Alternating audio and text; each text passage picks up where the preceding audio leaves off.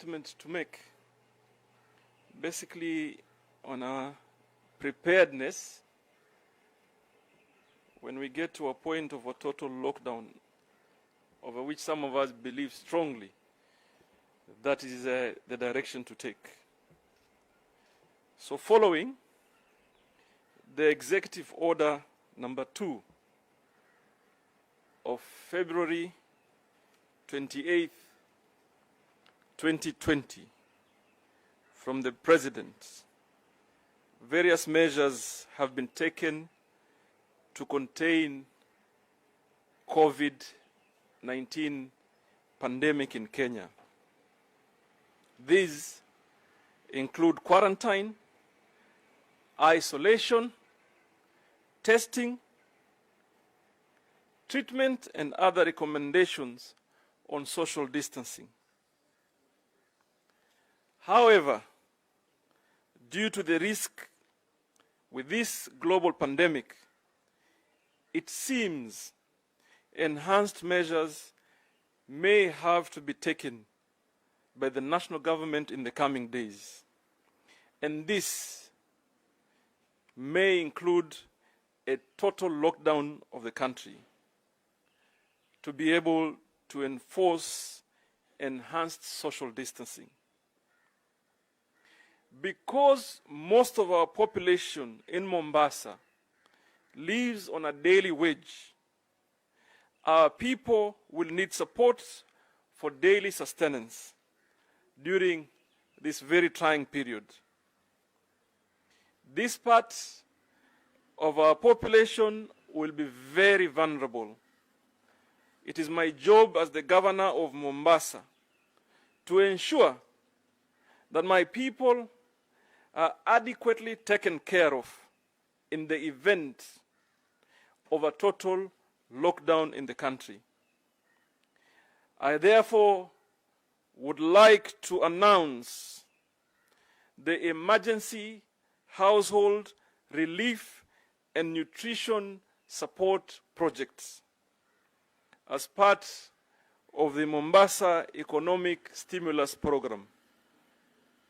This is our ambitious 700 million effort led by my office in the county government of Mombasa to provide nutrition support for 227,444 vulnerable households in Mombasa County during this period.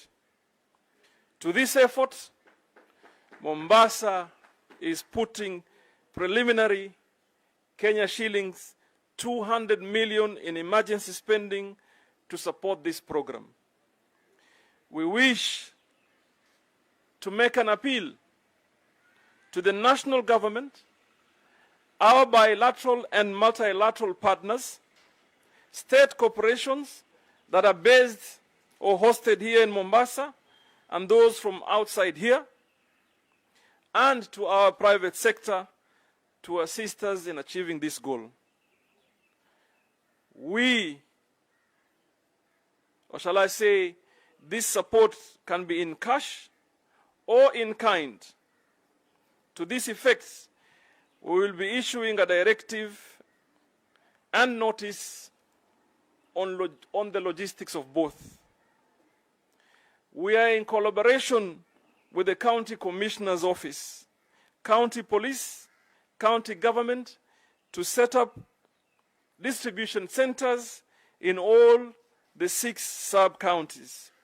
We intend to deliver this package to households in their designated areas in the event of a lockdown, which in my opinion is imminent. For in-kind donations of food, we have set up a central location center at Tomboya Primary School in Vita constituency, Mombasa, that is effective immediately. And we are also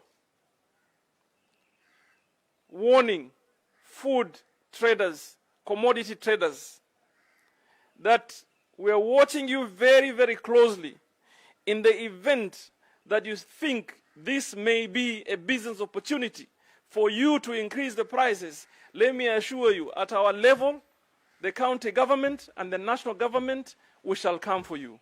This is a matter that can never be and shall never be entertained at this very trying moment in our country. It is important at this time we come together as a people to be able to defeat this virus. This is a brief statement that we have put together because we believe here in Mombasa, like other parts of the world, and the measures that they have taken to be able to defeat this pandemic.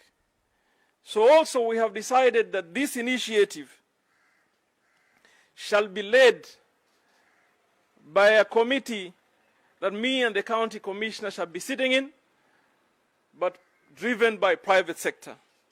So we have appointed Mr. Abdul Samji as the chairman of the committee, Mr. Said Salim Taib from Kitui Flour Mills as a member of the committee, Ms. Jacqueline Waihenya as a member of the committee, Mr. Mahmoud Noor, the chairman of Red Cross Mombasa, as a member of the committee, and Ms. Julian Muga, regional manager, APSA Kenya, as a member of the committee. And we shall be reviewing to see if we need broader representation. So this is what we want to say to you today, and we welcome any question. Governor, mine is just a request. For the sake of that, Mama in Makurunde, kindly just preach in Swahili. Okay. Tuko hapa leo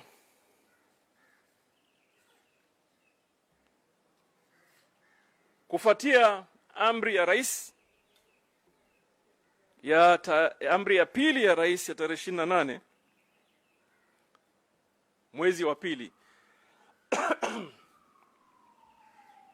mwaka wa 2020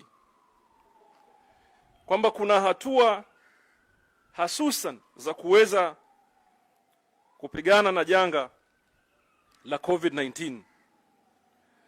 So kumewekwa recommendations ama njia muafaka za kuweza kupigana na hili janga. Moja ambaye ilikuwako ni kujifungia ama kukarantini, self quarantine, isolation, kupima, matibabu na social distancing. Lakini kwa sababu ya uzito wa janga hili na ni janga la dunia, lazima tuweke mikakati mubadala ama zaidi tuweze kufanikiwa katika kupigana na janga hili. Kando na yale yaliyowekwa na national government, na haya yatakuwa kufungia kikamilifu na kuweka social distancing. Na kwa sababu ya watu wa Mombasa ama population kubwa ya Mombasa ni watu ambaye wanaishi katika ajira ya kila siku, tumeona haja ya kwamba tuweke mipango ya kuwawezesha wao kupata riziki katika maisha yao wakati kutakuwa na kufungiwa kikamilifu or a total lockdown, which I believe strongly is imminent and should happen. So tumetangaza hapa kwamba serikali ya kaunti ya Mombasa itaitisha na imeitisha assembly. The speaker is here. There is technology. We want them to quickly engage ili tuweze kusupport program ambayo tunaita Emergency Household Relief and Nutrition Support Project. Tumeweka takriban shilingi milioni 200 kama county, na tumeweka kamati ya private sector ambaye itaendesha hii program. Mimi na county commissioner tutakaa hapo ndani kama members, ili siku tukifunga tuwe na mipango kabambe ya kuweza kupelekea wale watu maskini ambayo tumesha map kama Mombasa, kama nyumba 227,404 katika kaunti ya Mombasa. We are putting logistics kwamba kuweza kuwapelekea majumbani kwao, ambayo itafanywa na ushirikiano wa county commissioner, mimi na other government agencies. So tunauliza yale mashirika ambayo yako Mombasa wajitolee, na mashirika ambayo hayako Mombasa wajitolee, na washirika wa kiserikali wajitolee, na kila mtu mwenye uwezo. Tumetangaza kwamba Tomboya Primary School hapa Vita constituency shall be our collection point. So yoyote ukiwa na unga mfuko mmoja, mafuta mifuko 20, or whatever you can, kuanzia sasa tunaanza kukusanya chakula kuweza kujitayarisha wakati ambaye kutakuwa na total lockdown. Na mimi naamini si muda mrefu lazima tuchukue route ya total lockdown. I have seen Mr. Abdul Samji driving in. We would like to introduce him to you, but in the meanwhile tutamuliza county commissioner aseme machache. We'll take some brief questions and then tumalize hii press brief. Naam, asante Mheshimiwa Governor. Ni kweli vile amesema, tuko na mipango kama hiyo ya kusaidia wakazi wa Mombasa kama mambo yatafikia mambo ya lockdown. Na sisi tutashirikiana kwa sababu hii mambo ni mambo ya multi agency. Tutashirikiana na serikali ya county na pia washikadau wengine kuhakikisha kwamba ingawaje kuna mambo ya lockdown, lakini mwananchi wa kawaida atakuwa na comfort ya kuweza kuendelea na maisha yake. Jambo ningesema tu ni kwamba tunaomba watu yetu wabakie manyumbani mwao, wasije wakatembea wabakie nyumbani. Hiyo ndio dawa tu ambayo itatusaidia kuzuia magonjwa haya kutembea. Kwa hivyo ombi ni kwamba tafadhali watu wabakie nyumbani kwa wakati huu. Hiyo tu ndio nitakayosema. Asante.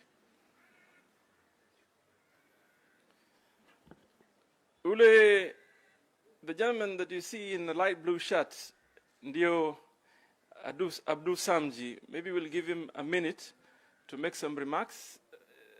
But what we expect of him is that he will lead a committee from private sector that me and the county commissioner shall be members, for one reason, and only one reason, for purposes of accountability and transparency. Because we don't want to be in a situation where some people could imagine they'll be able to take advantage at this time. Kuona kamba kuna nafasi ya kutengeneza fedha, hatukubali hayo. So ndio maana tunataka private sector, and we've chosen eminent personalities within the county of Mombasa to be able to lead us. Mr. Samji, maybe a few remarks.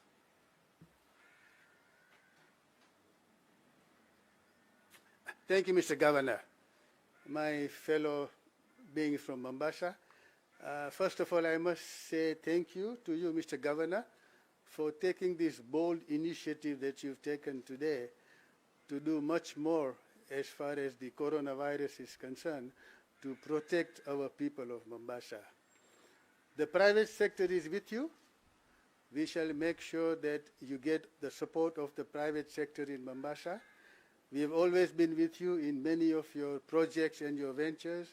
This is something which is close to everybody's heart, and I think that together, if we follow the directives that the county and the governor are giving to all the Mombasa people, we will be able to fight this crisis and be able to flatten the curve. At the moment, I think what we are seeing all over, not only in Kenya, but all over the world, is that the cases are rising. And the cases are rising because people are not taking heed of the advice given by the health authorities and by the governments.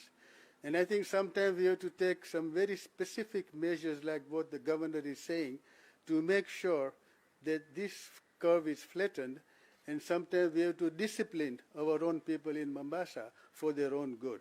So, Mr. Governor, I want to assure you that the private sector, and we shall work together very closely with you to make sure that whatever we do in terms of finance, administration is transparent, very much transparent. Thank you.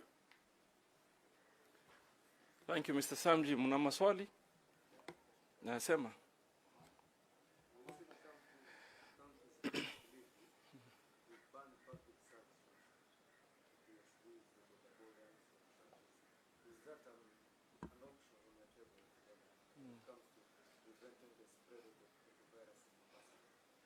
If you truly want my take, I believe in a total lockdown. I believe by now the country should have taken a decision that everybody, literally everybody, stays at home. Even though I understand that we are dealing with some very vulnerable families that earn from hand to mouth on a daily basis. So there has to be contingency planning around how we'll provide support. But I am in a total agreement that everybody must stay home. I have asked the county commissioner, because we chair the emergency response committee, that we're now downloading an app to have a virtual meeting with the committee. We shall meet soon, we shall agree soon, and we shall announce further measures here in Mombasa that must be taken. For example, I have observed people driving, even in private vehicles, more than 4, 5, 6 people sitting in one vehicle. How now can you tell me you are fighting the virus and you're observing social distancing at home, and yet when you're driving, you sit so many of you in one place? The national government has, and through the Ministry of Health, provided guidelines. That is our job as a county, both county commissioner and myself, to see that they're implemented. We have our own enforcement agency, which is the inspectorate. They are on our roads doing traffic marshalling, traffic marshals' jobs. We have also told them, if a matatu, if a tuk-tuk does not abide to the rules that are stipulated today, we shall not only push them out of the road, action shall be taken against that person, the driver, and we shall be going to the owners of the vehicles, because at some point, everybody must be able to take responsibility. So I am with Kilifi. And nobody needs to explain why. Because I am with Kilifi. Kilifi is reporting high numbers of cases. And we all know why. We don't want to belabor on what happened. We want to see what measures can be put in place to prevent others from becoming positive on coronavirus. So that's something that I want to say. Kilifi is on the right direction. We are headed on the that direction as well. We are only awaiting that the committee meets so that it doesn't become a unilateral decision made by the governor.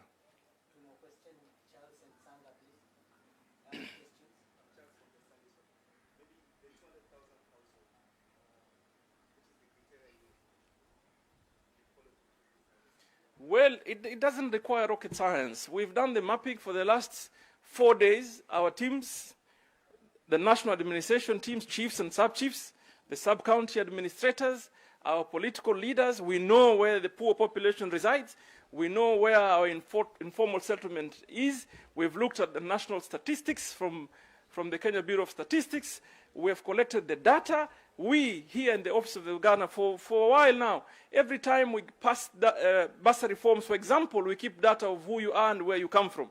So we've been able, in these 4 days, to put together numbers that we think will be in dire need of support during the lockdown. So it was not hard. The speaker is here. We're saying, and I'm sure they have the interest of the people at heart, they need to sit immediately for an hour, pass the supplementary budget, avail resources. We sit with the private sector. They need to lead this. They need to lead this.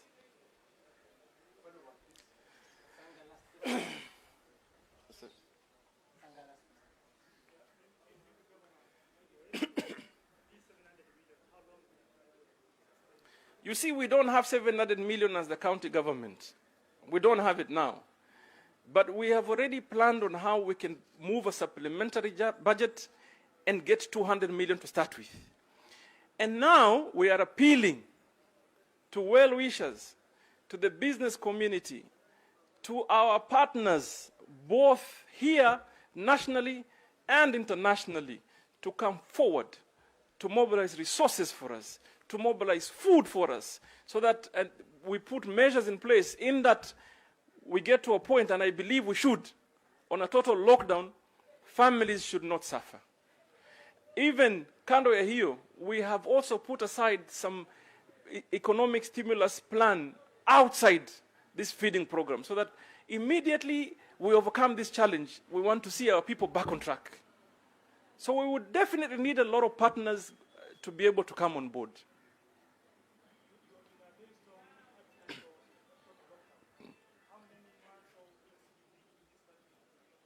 If you asked me, the country should have been on total lockdown yesterday, if you asked me. But obviously, it's a process that requires serious consultations. But if you asked me, I would tell you yesterday, because we don't really need to reinvent the wheel. I keep saying this. We are not, Kenya is not an island that is dealing with this issue in isolation. The only thing, in my opinion, that needs to be done is to be able to see private practices elsewhere. What has happened in other cities of the world? For example, you know very well that Italy has one of the best health systems. Italy has one of the best health systems. New York is crying today. They need 20,000 ventilators. As we speak, Italy has 3,000 ventilators. Now, do we want to be in a situation where we have to make a choice of who dies and who lives? You know? So for me, if you asked me, I would have said yesterday, but the government is broad. It requires also, and I'm sure, at the national level, they're cognizant of the fact that they may need to put contingency planning for be able to ensure people don't starve when they're at home. So that's where we are. So ukiniuliza mimi nakwambia jana tufunge. Jana. Lakini naelewa kwamba kuna mipango mpaka yawekwe ambayo sasa watu wanayezungumzia na ni lazima tuyazungumzie. Asanteni sana. Where is my sanitizer, my friend?